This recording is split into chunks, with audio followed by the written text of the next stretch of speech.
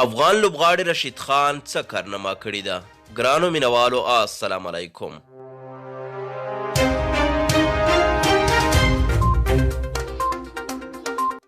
افغان لوبغاړي رشید خان د اسټرالیا د بیګ بیش په روانو تجارتي سیالیو کې په دریو پرلپسې توپونو درې لوبغاړي وسوځول چې د کرکټ په اصطلاح کې هایټریک بلل کیږي.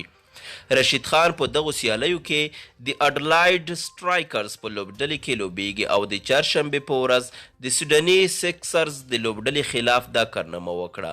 رشید خان په 4 اورونو کې 4 لوبغاړي وسوځول او 22 منډې پرې وشوې، خو بیا یې هم لوبډلې لوبه ونه شوه ګټلی. رشید خان تر دې مخکې هم 2 ځلې هایټریکونه کړي وو.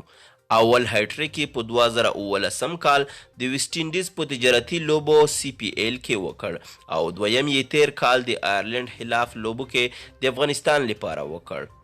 هغه لومړی افغان دی چې په 20 اوریزو نړیوالو او تجارتي سیالیو کې 3 هایټریکونه لري او لومړی لوبغاړی شو چې په 2020 کال کې اول هایټریک کوي.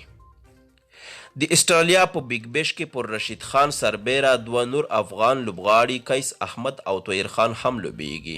محمد نبی او مجیب رحمان هم په بیګ بیش کې لوبیدلی دي.